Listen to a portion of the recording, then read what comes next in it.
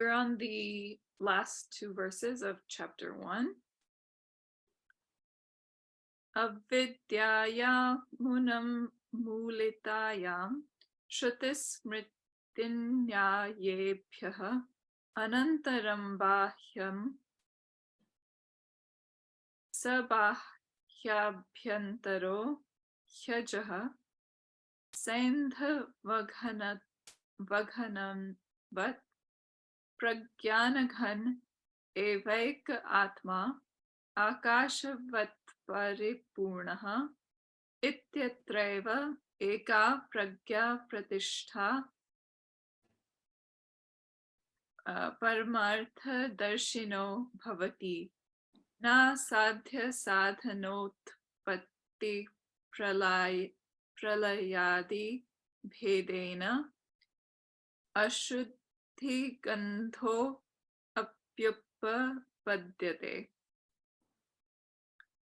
When ignorance is uprooted with the aid of the Shruti, Smriti, and reasoning, the one-pointed intellect of the seer of the Supreme Truth becomes established in the one self, which is of the nature of pure consciousness, like a homogeneous lump of salt, all-pervading, like the ether, which is without the interior and exterior, unborn, and is within and without. Even the slightest, I'm sorry, go on. Even the slightest taint of impurity due to the diversity of ends, means, evolution, dissolution, and the rest is, therefore, not reasonable. Yes.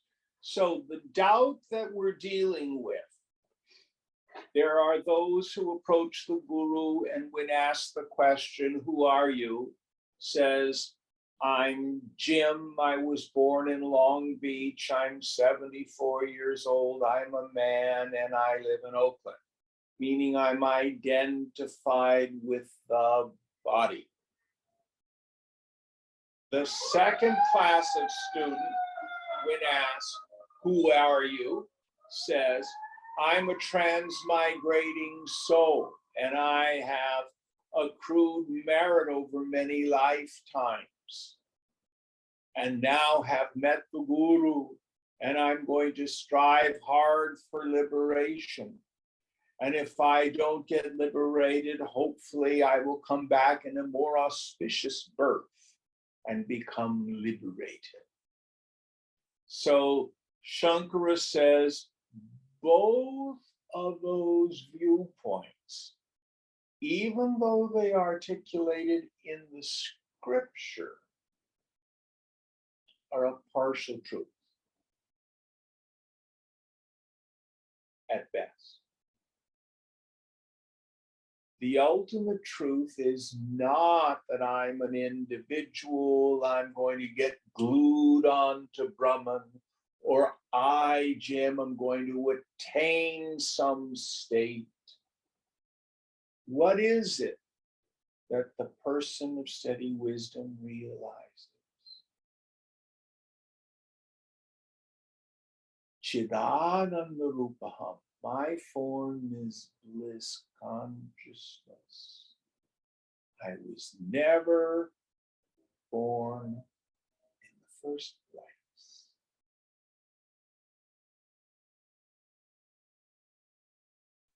So here's an interesting question that will give us a parallel. Do you incarnate into a dream? Sure feels like it. When I dream, I have a dream body. And that's a locus of perception. I peep out at the dream world from that dream body. I have an ego identified with it. This is me in the dream. And I see a phenomenal world outside and I have thoughts and feelings inside. That's our experience. But upon awakening, it's not that the dreamer got merged with the waker. It's not that the dreamer attained wakerhood. What do we see? Wow! What fantastic images the mind created. It seemed so real. But I was not in the dream. The dream was in me.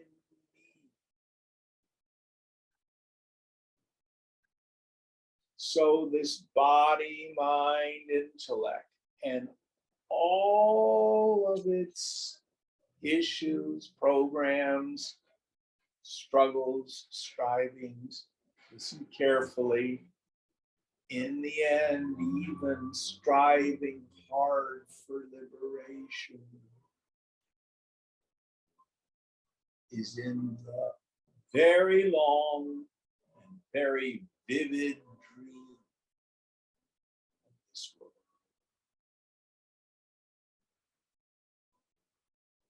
Now, this is a secret. Few people understand this. We are dealing with two kinds of knowledge in this world. Let's talk about what's real. How do you know that you are you? Are you you?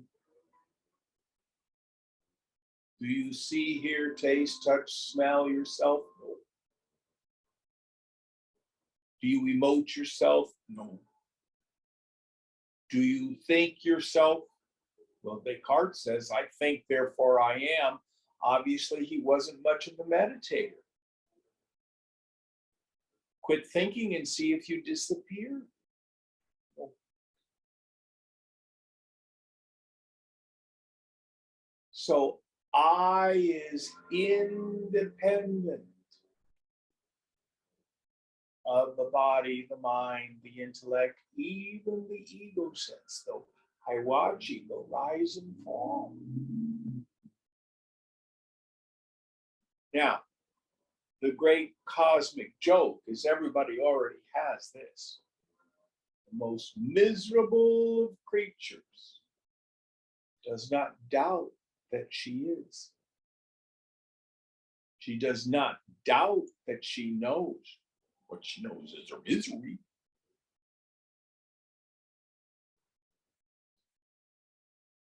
Then there's a second kind of knowledge, which this verse is referring to. Technical terms called pratya vijnana, meaning recognition. This is the aha that occurs in the subtle intellect. So in a mind made very quiet through our spiritual practice, with the attentive faculty turned within, let's listen to that power thing outside. With a quiet mind, what hears it? Who hears it?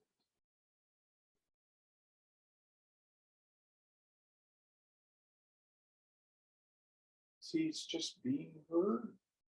There's no Jim or Fang or Takao hearing it. The mind thins out. So does that individual sense of self. I can get all caught up in my life and that ego sense comes back. I see it disappear, come again, disappear, come again.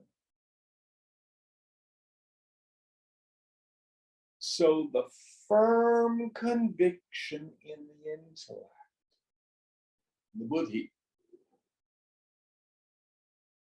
rooted in direct experience. Not that I'm an enlightened person, not that I'm a realized soul,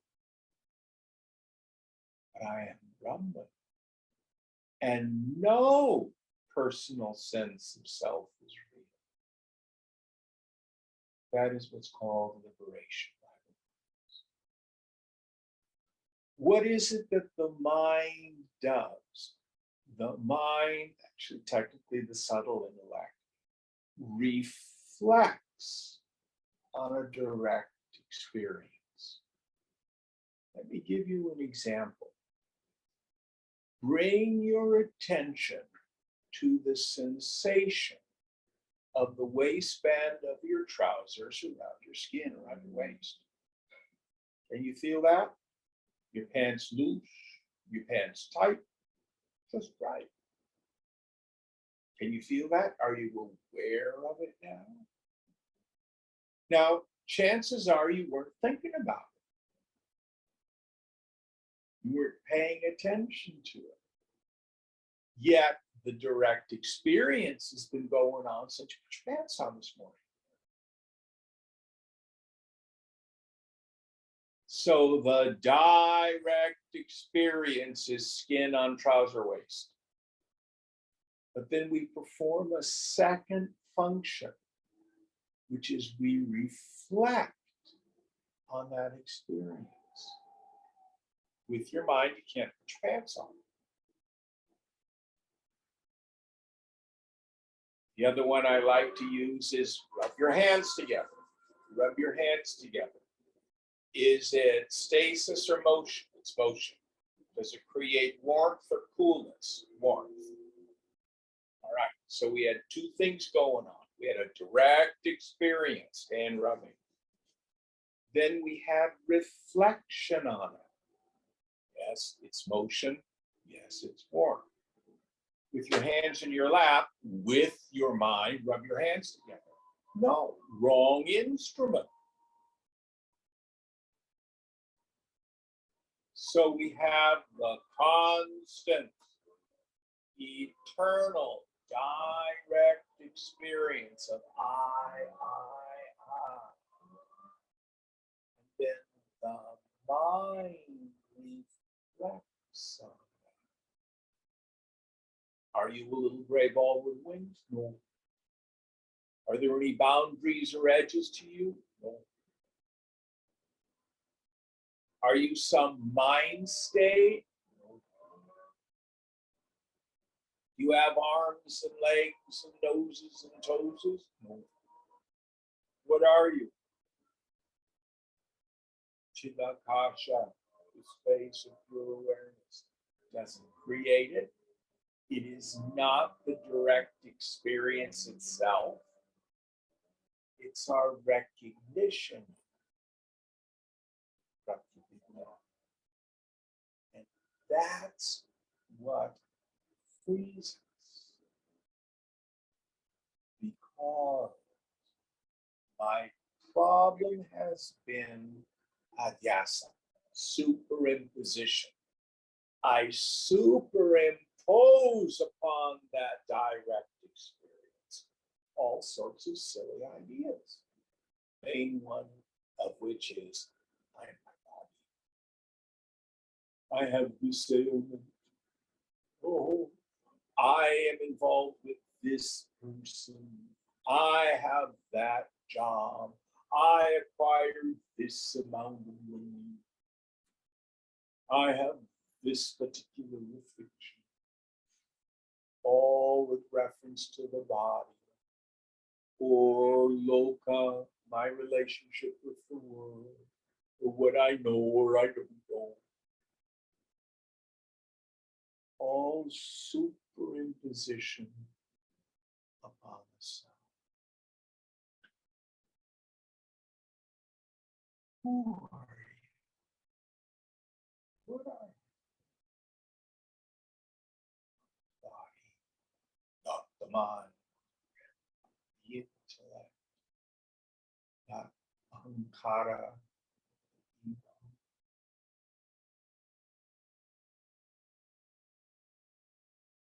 Satchidananda Rupa.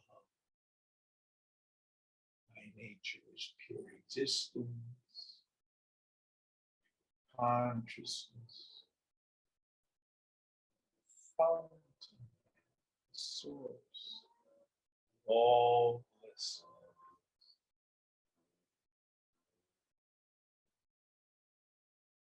This is very subtle teaching. Any thoughts on this?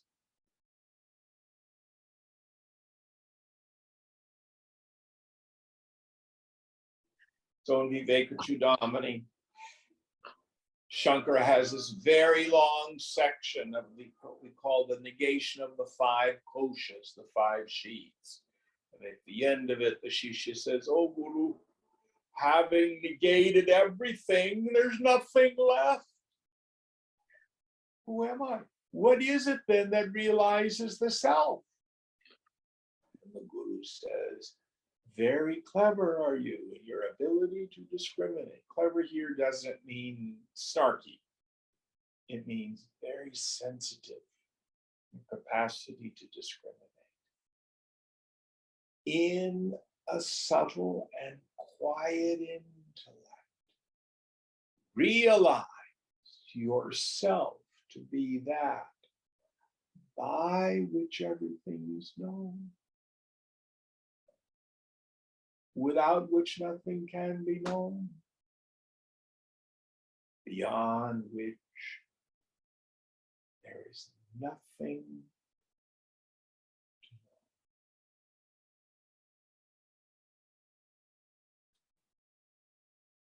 Now, what else does realization of the self give us? A lot of good it does to find out nothing. Well, that actually gives us quite a bit. It gives us what I call existential freedom. I don't have to worry about being okay. Everything is okay. I'm safe.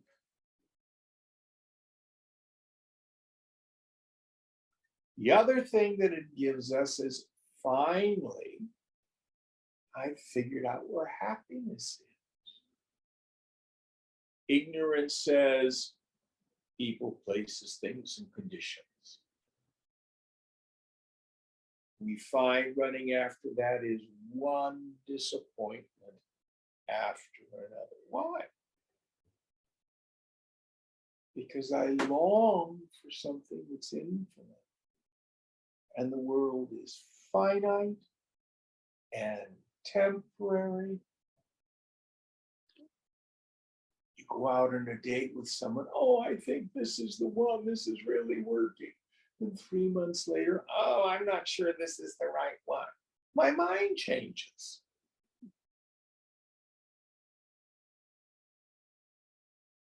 So we find that it is the mind free from the tyranny of craving, from struggling. The mind comes home.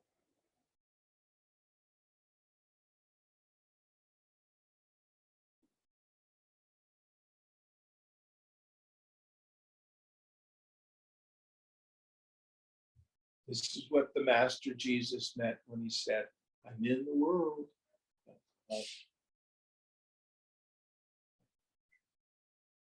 My kingdom is not of this world. I got another playground."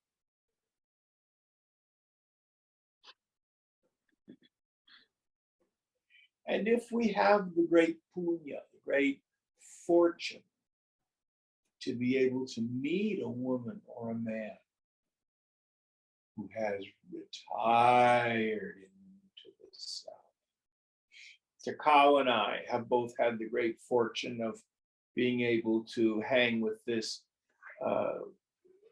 Saint Bhuvaneshwarananda in Jaipur. Well, this man has deep abidance in the self.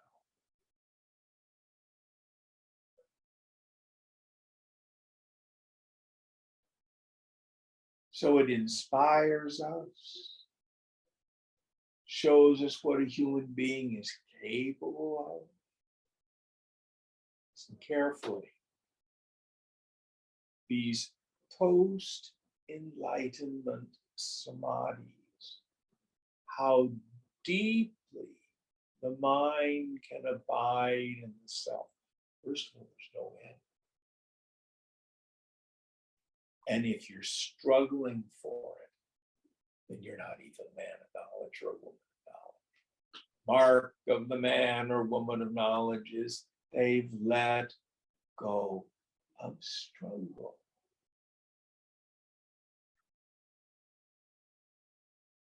Any thoughts on this?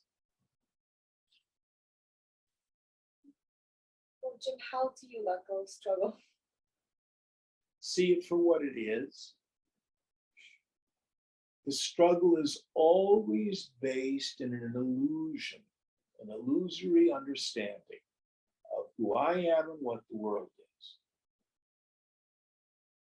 So if I were to say what you really need to struggle for is to find the end of the rainbow, there's a pot of gold there.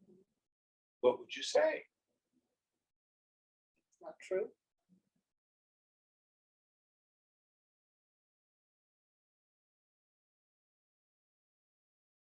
Someone has painted the sky with lapis lazuli. You need to get a ladder, climb up. It's really valuable stuff. What would you say? Not gonna do it Why? because it's not true. It looks blue. Seen, but not real. In the summer, you're driving down Highway 5 through the Central Valley. It's really hot. And all of a sudden, you see the valley flooded. And you know it's a mirage. Oh, this is good news. The drought is over. I'm going to get out of the car and get buckets full of water. Would you do that? No, Why? because it's not real. I think what I find tricky about this is at certain moments I'm clear about this, but then afterwards, let's say I go home and all these human duties and responsibilities come up, right? And I guess also what I wonder about is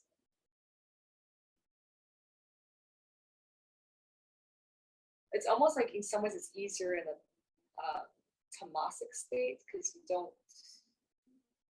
in a rajasic state, you're still doing something. There's something that propels you forward, like your swadharma, whatever it is, right? Like, so you have a job and you want to be good at it, you're still propelled forward in some way. So I guess, I think it becomes harder for me to remember. It's almost like, you know, in our dreams, It sometimes you is get hard. lucid in the dream for a couple of moments and you forget that you're in a dream again. It's simple, but not easy. And such is the power of Maya. The power to delude us. And the scriptures say ignorance is beginningless, but it has an end. And when we say it's beginningless, we don't mean that it's very, very old, although it's that too. It means we never see it come upon the mind. It's like a dream. When you have a dream, they don't roll the credits at the beginning of the dream. You assume a logical cause and effect past. You assume the reality of the dream ego, and we never question it in the dream. The unreality of the dream is only determined after you wake up. How does the body play into this? I ask because intellectually I know these things, but for example, if something happens, my body feels nervous, or my body feels fear, my body feels anxiety. You know what I Your mean? body just has energy in it. Okay. Don't get all caught up in it. Okay. Energy doesn't hurt. You're just gonna sit with it until it dissipates. Yeah, if you're about energy going up and down, go do the dishes. Weed the garden. It's not a big deal. Don't make your body sensations a big deal.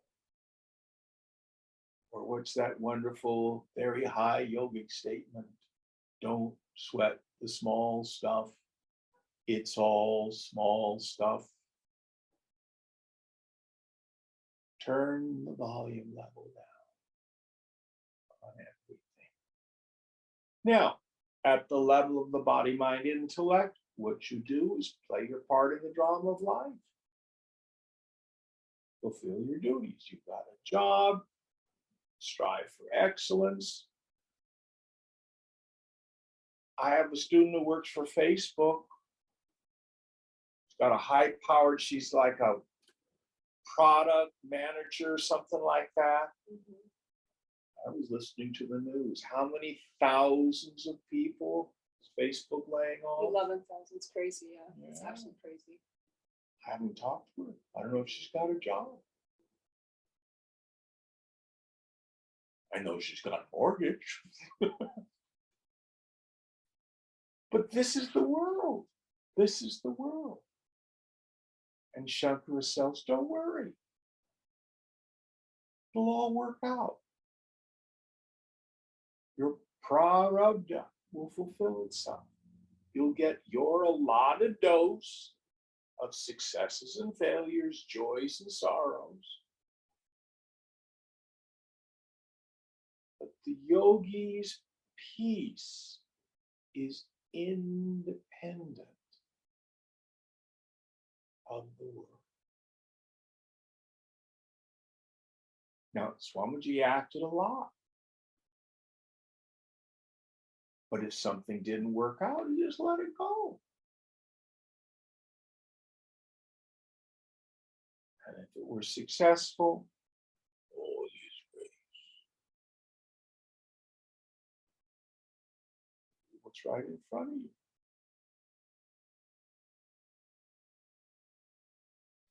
But we can work without struggle. There's a difference.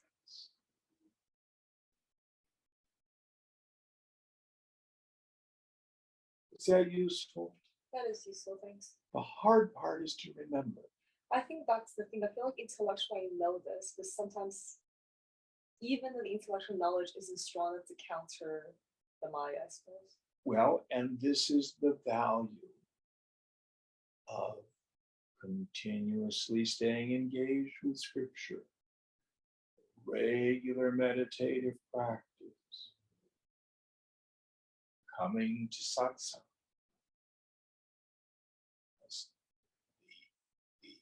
The nature of ignorance is that it's very powerful. Shankara, when discussing Maya, we can't say that it is, can't say that it isn't, but we can say that it's very powerful.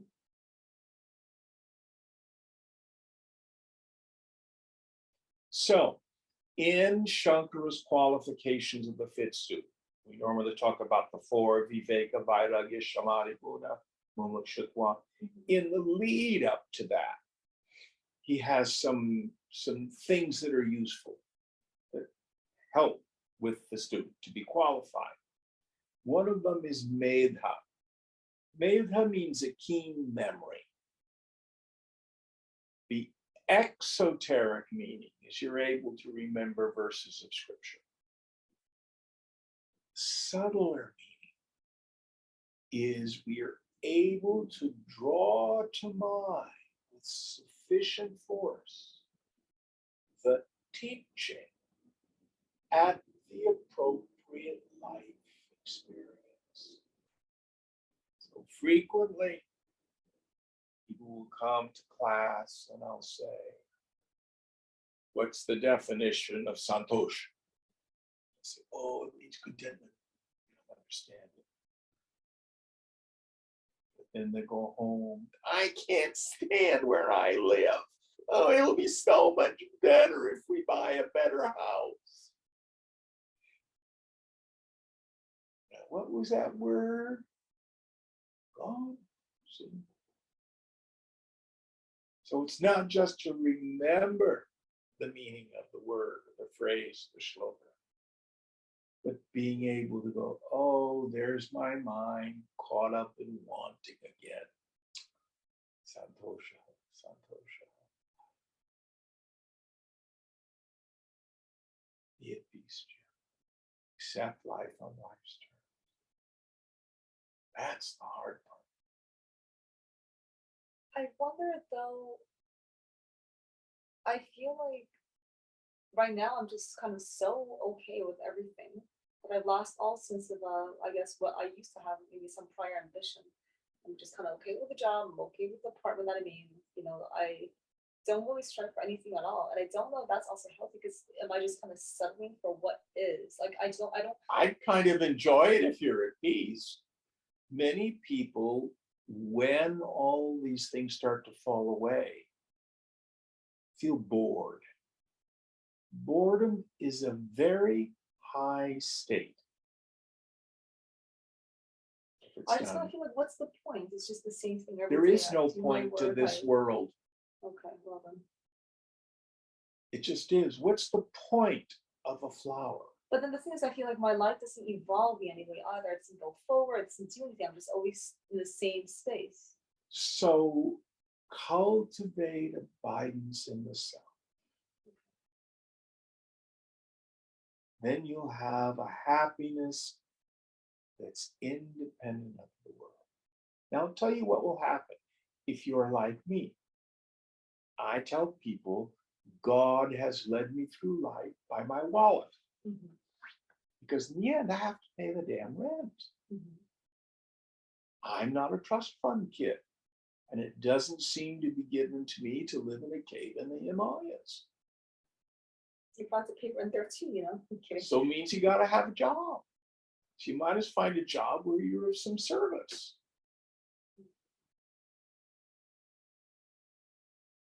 But if you believe, oh, I need to have a job that makes a difference.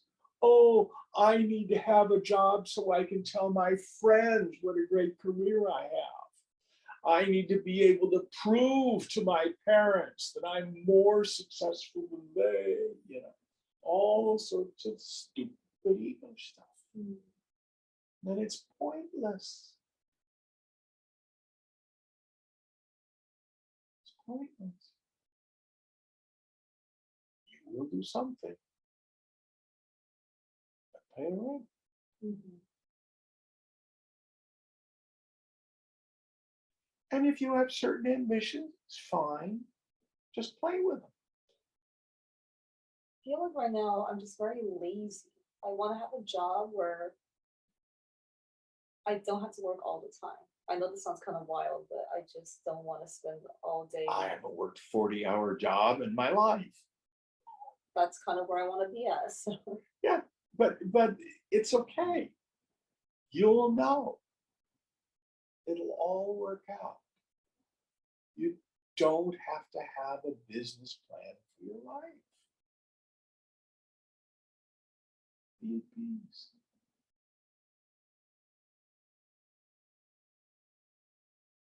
And enjoy the now.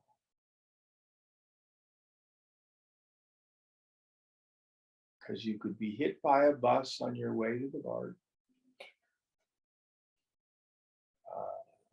Asteroid could hit the earth and we're all toast. Mhm. You never know.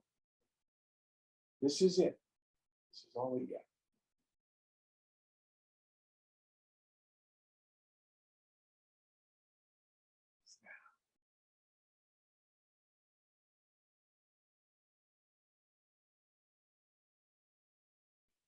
All right. Any other thoughts, questions? Good stuff. Next verse. Chatte tat paramartha darshanam pratipattum michhata varnashramadhya bhimana kritapan pankta rupa putra vitta lokesha nadi hyo vyuthanam kartavyam samyak pratyayavirodha dabhimanasya भेददर्शन प्रतिषेधार्थोपपत्तिश्रोपपद्यते न ह्यो कस्मिन्नात्मन्यः संसारित्वबुद्धौ शास्त्रज्ञयोऽनुत्पादितायां tadviparita buddhir bhavati. Na hyagno shitatva buddhi sharire va ajarama rana buddhi. Tasmad vidya karyatvat sarva karmanam tatsadhananam cha yagyopavitadinam paramartha darshana nishtena tyagaha kartavyah. Tyagaha kartavya. Love it. Go ahead.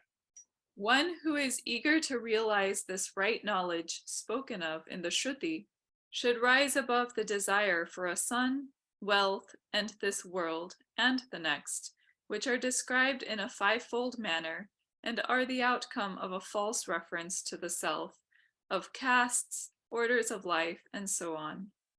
As this reference is contradictory to right knowledge, it is intelligible why reasons are given regarding the prohibition of the acceptance of the reality of difference. For when the knowledge that the one non-dual self is beyond phenomenal existence is generated by the scriptures and reasoning, there cannot exist side by side with it a knowledge contrary to it. None can think of chilliness and fire, or immortality and freedom from old age, in regard to the perishable body. One, therefore, who is eager to be established in the knowledge of the reality should give up all actions with Yagnopavit and the rest, their accessories, which are the effects of ignorance. Here ends a method of enlightening the disciple. So, the doubt is, I'm a Brahmin boy, do I continue to do the proscribed rituals enjoined upon me by the scripture? This is Shruti, it's in the Vedas. Isn't this what I'm supposed to be doing? This is to get a better life, make the world a better place. Shankara here is saying that is intention.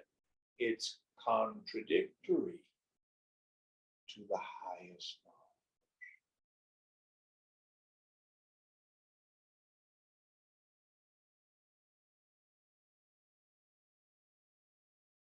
Why is it in the scripture? Because it's a value for purifying the mind. Because the instrument for investigation into the nature of myself is chitta shuddha, a pure mind. Sattva, clear mind.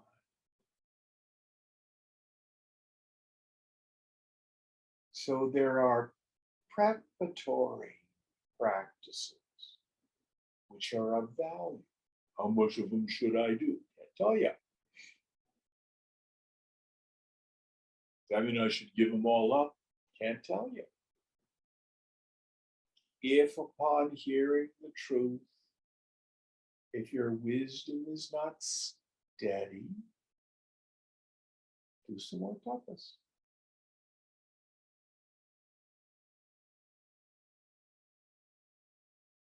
I took a shower and I looked in the mirror and the mirror's all foggy. I can't see my face. What do I need to do? Remove the fog. What should I do? Should I get a towel and wipe the mirror? I don't know. Should I turn on the fan? I don't know. What about just opening the door? Maybe. How will I know? When you can see your face in the mirror and you know you've accomplished what needs to be accomplished.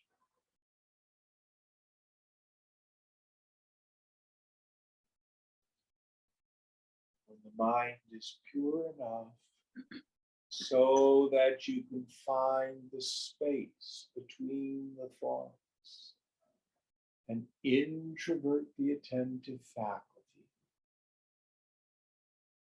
can you see who you are?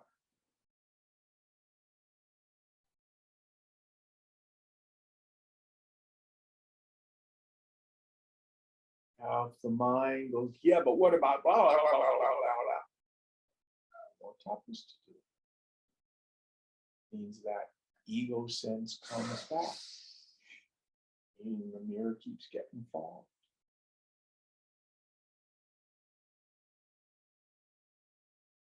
Now, in the end, when you're clear about, oh, that's what my face looks like, you don't worry whether the mirror is fogged or not. Your face doesn't fall off when the mirror is fogged. Ordinary mind is not problematic for the woman or man of knowledge. When are you ever not you?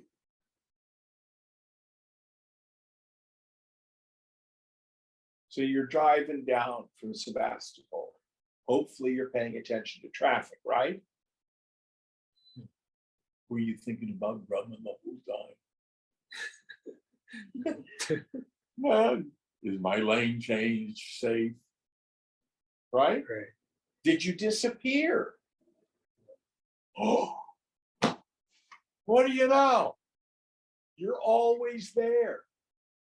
But in your deepest meditation, are you clear about what is the nature of that I?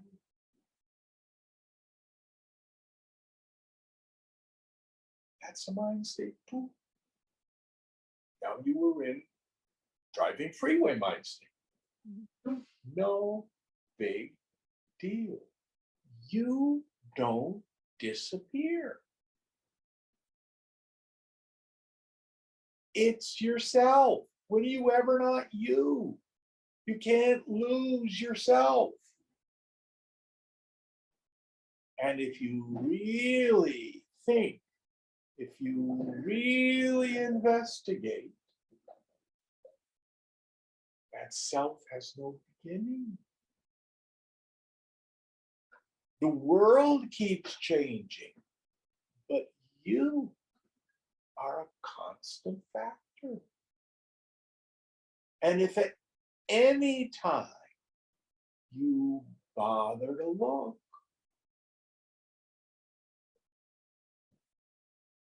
Chidananda Rupaham, Shivoham, Shivoham.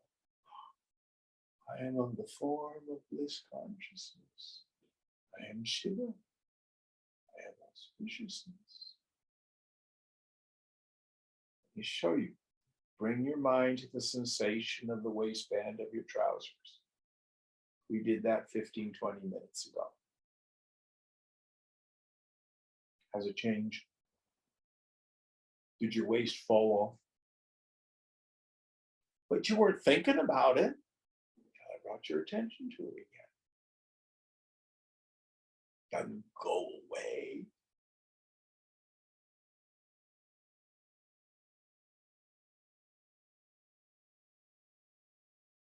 So this pratyabhignana, this recognition, is valuable because it reveals to us through direct experience, this is the nature of myself.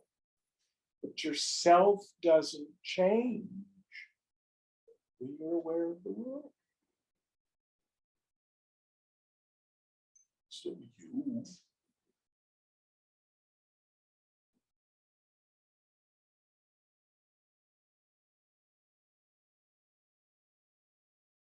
If I were to say to you, your pants are going to fall off if you don't keep thinking about the waistband, what would you say? That's silliness. If you don't think about the waistband of your trousers, you're going to be naked. No. Pants are there. I put them on this morning. It's not dependent upon your recognition of it. You are an eternal factor. Don't believe me.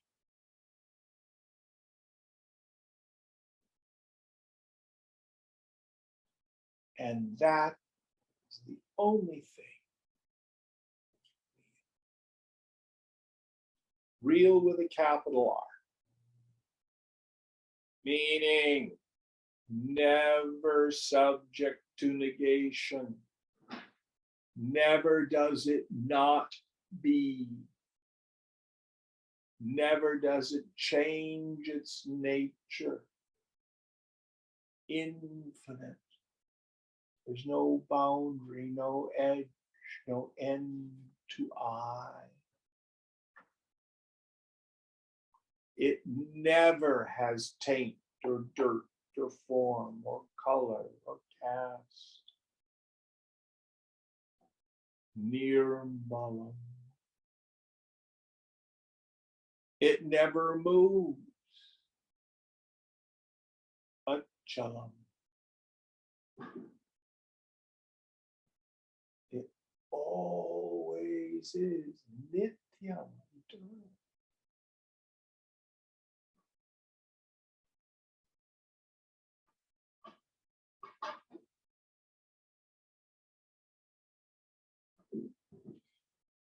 All right, next one.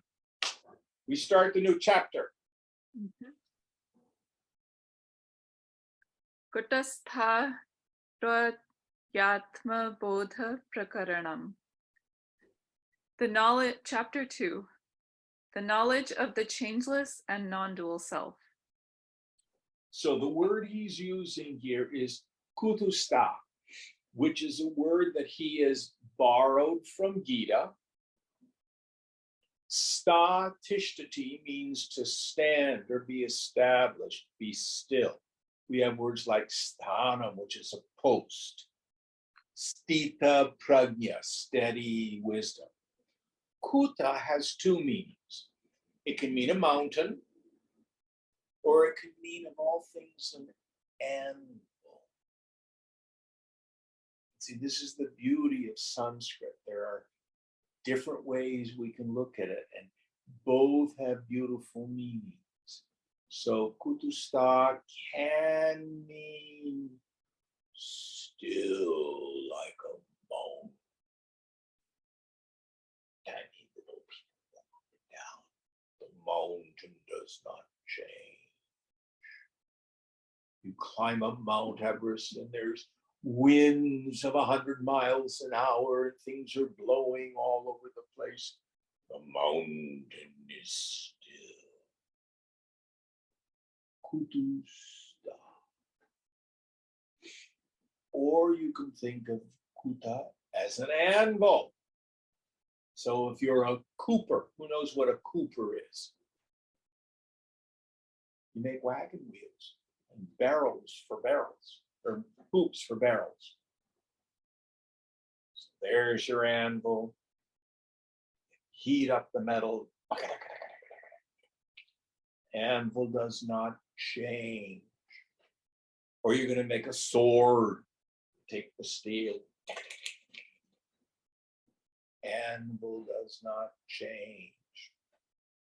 You're going to shoe a horse. Take the horseshoe. That changes, but the anvil stays the same. So the world of name and form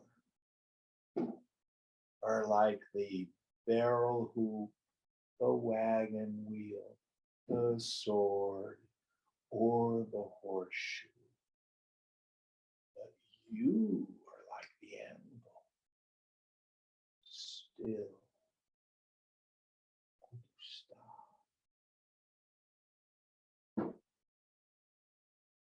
Wonderful, wonderful word. So the immovable, eternal nature of the self is the subject of the next chapter. All right, let's head into it. Sukhamasinam Brahmanam Brahmanishtam Kashchid Hyachari Janma Marana Lakshanat Sansarat Nirvirno mumukshuhu vidhi vadupasanaha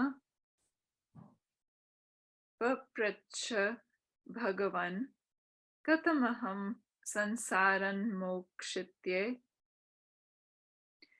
sharirendriya vishaye vedanavan jagarite dukkha manubhavami tatha swapne anubhavami punaha punaha sushupti pratipatya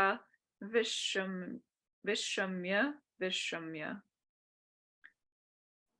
kima yameva mama swabhavaha kima va anya swabhavasya sato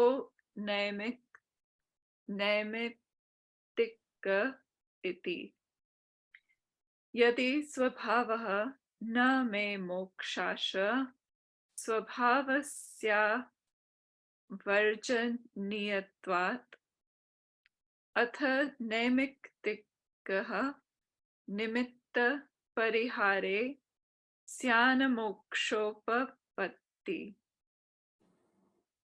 A certain brahmacharin, tired of the transmigratory existence consisting of birth and death, and aspiring after liberation, approached in the prescribed manner a knower of Brahman, established in it, and sitting at ease, and said, "How can I, sir, be liberated from this transmigratory existence? Consciousness of the body, the senses and their objects, I feel pain in the state of waking and also in the state of dream again and again, after intervals of rest and deep sleep experienced by me. Is this my own nature, or is it causal, I being of a different nature? If it be my own nature, I have no hope of liberation, as one's own nature cannot be got rid of. But if it be causal, liberation from it may be possible by removing the cause." Very kind of intricate language to explain the doubt of the Shishya. Shishya comes to the Guru, identified with the body or the subtle body. With these doubts, I suffer physically. Sometimes I have sickness, sometimes I have pain, or I am caught up being identified with the subtle body. Oh, life sucks. I don't want to keep doing this over and over and over again. Or we can take this idea of transmigration just within the context of a single life. Oh, I incarnated into this relationship with this fellow or this girl. It didn't work. Let me try another one. New incarnation.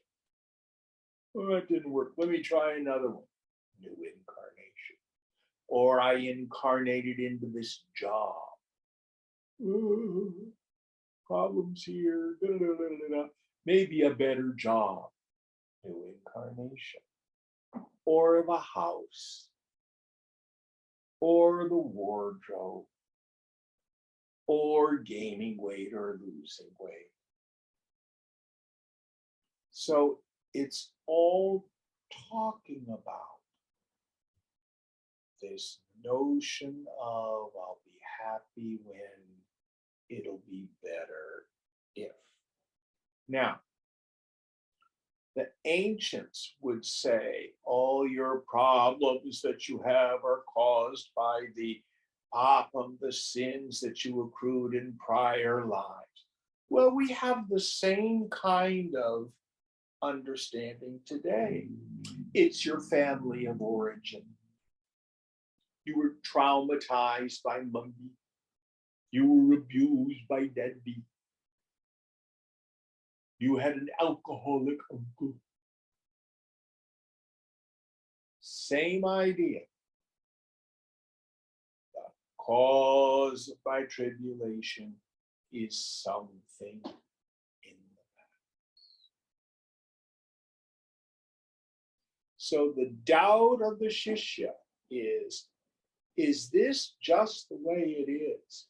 Is this the nature of being a human being? That it sucks all the time and there's no hope for freedom? Or is there a way to permanently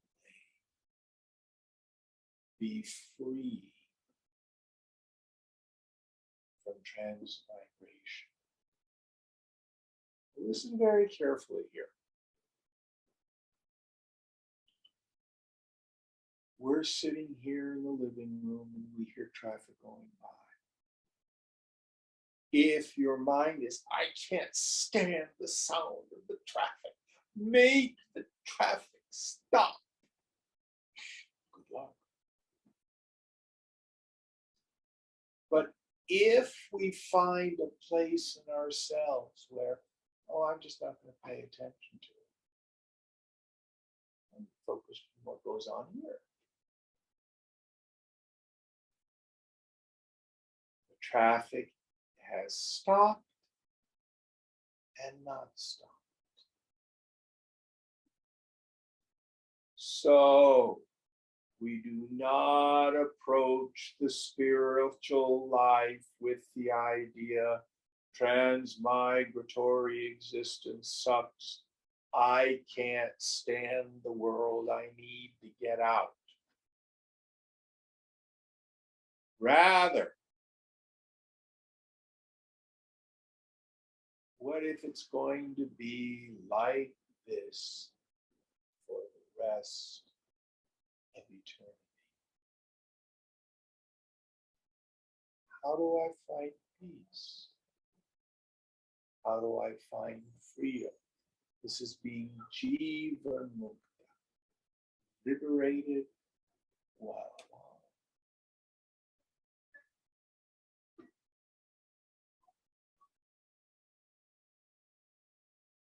This is where this supreme detachment, this absolute acceptance,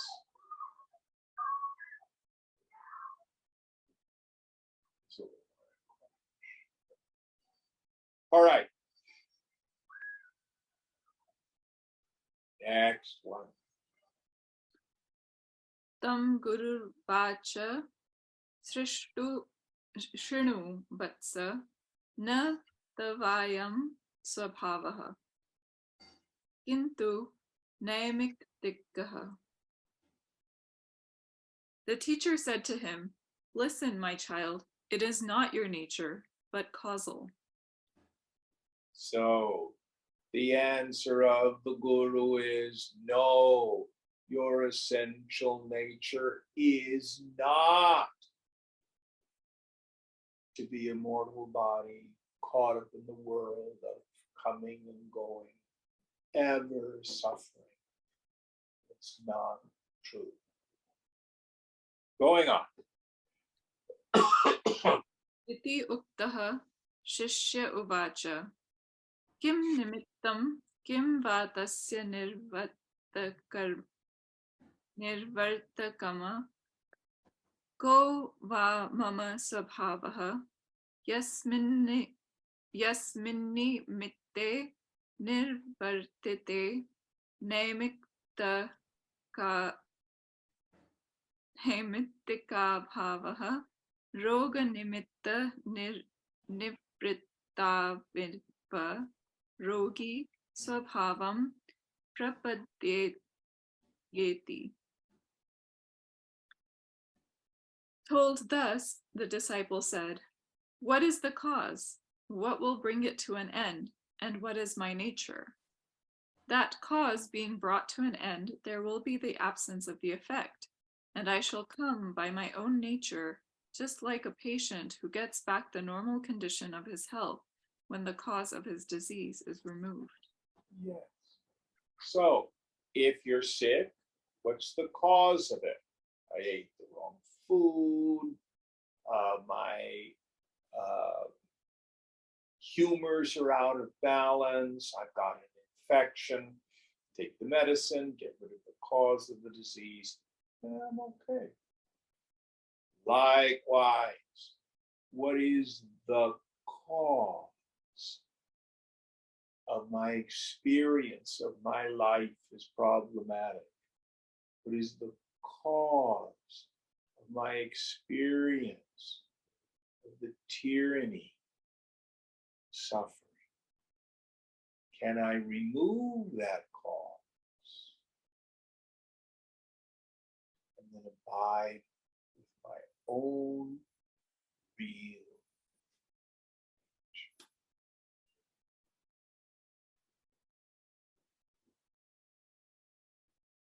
Stay tuned for next week.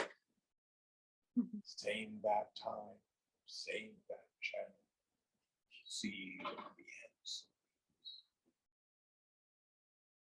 Om Purnamada Purnamidam Purnat Purnamudachyate Purnasya Purnamadaya Purnameva Vishishyate.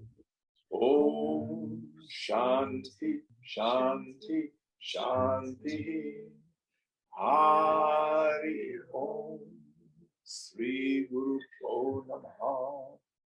Hari Om.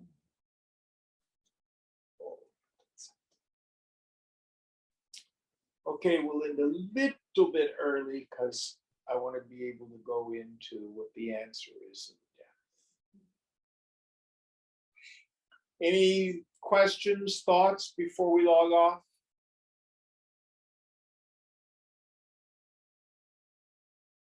Are there ways to sort of prevent, for example, other people's fears and anxieties from entering our space?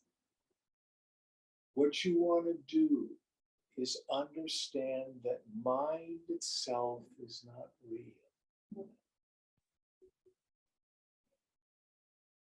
Others, first of all, there is no such thing as my mind or their mind. It's just mind.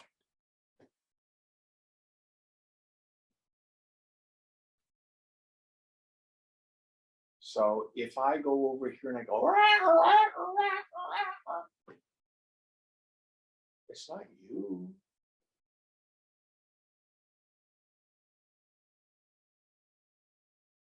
So the practice that is very useful. Oh, is this from my own karmic stream? Is this my thought, my issue, or am I tuning into other people's stuff? You know that place? Mm-hmm. I have no thoughts or feelings of my own. Doesn't matter. None of it belongs to me. Just watch mine go by. And I promise you, Fang, it will pass. You need not do anything.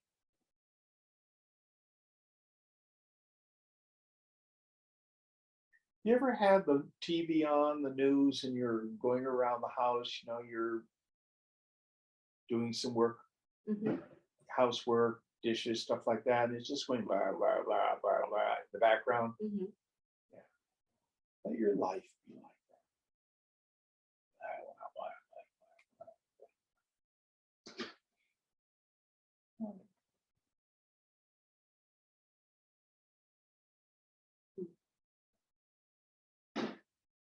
If you wish, you can do Tonglen.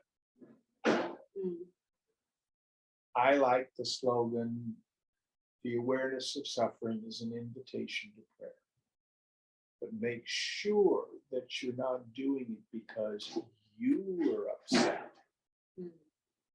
Many of us try to fix other people because it triggers our own intolerance of suffering of others. We compulsively need to fix other people. And that's a pleasure, that's an affliction. Did that make sense? Yeah, that does make sense. If you have genuine compassion for the world, that's totally different.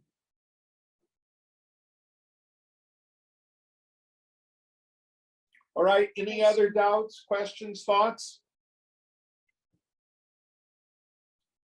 Thank you all.